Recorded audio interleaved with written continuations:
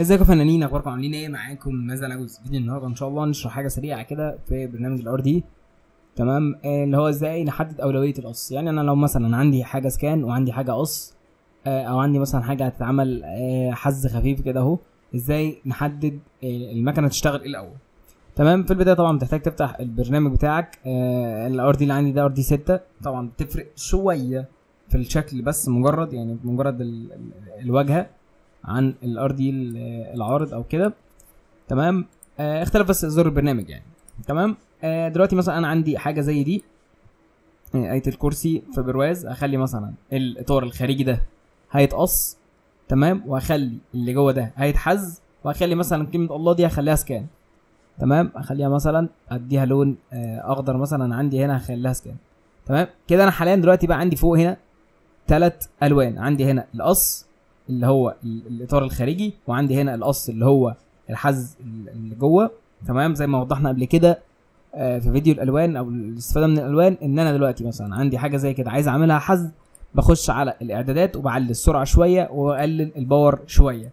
تمام. انا كده دي اعدادات اللي هي الافتراضيه بتاعه البرنامج، فيعني ممكن نبقى نقلل الباور شويه عن كده جامد يعني، ونزود السرعه شويه.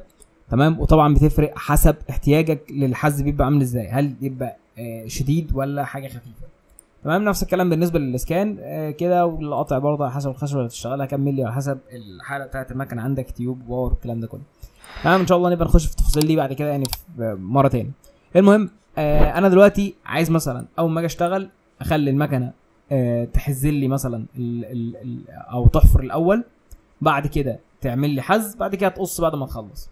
تمام. الحوار ده بيفرق امتى؟ يفرق لو انا مثلا عامل ميداليه صغيره والترابيزه اللي عندي شرايح. الترابيزه اللي عندي لو شرايح وجت مثلا قص الاول قبل ما يعمل سكان، ممكن الميداليه مثلا تقع، او الشكل مثلا يجي واقع من قلب الشريحه، او يطلع لفوق او ينزل لتحت، او الكلام الفاضي ده كله. تمام. فانت بتحتاج انك تعمل سكان الاول. تمام. طب هنعمل الموضوع ده ازاي؟ اول حاجه بعملها بخش على هاندل فوق، بعد كده بضغط على كات اوبتمايز. انت ممكن تلاقيها ظاهره معاك هنا يعني الايقونه بتاعتها اهي. بس انا كنسل دي شكل الايقونه بتاعتها. تمام. ممكن تلاقيها ظاهره فوق، هتلاقيها ظاهره هنا كده اهو مثلا اهي. تضغط عليها و تضغط على اوردر اوف لاير.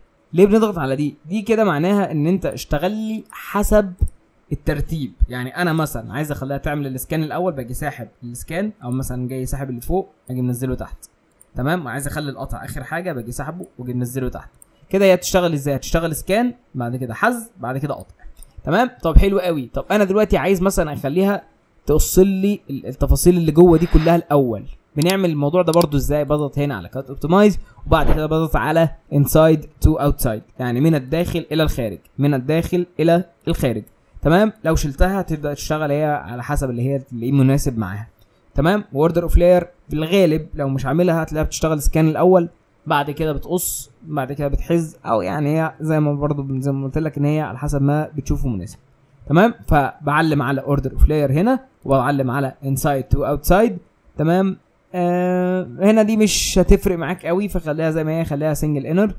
تمام. وبعد كده بضغط على اوكي، وابدا اللي انا اشتغل المكنه بتاعتي، وان شاء الله تبقى الدنيا معاك تمام.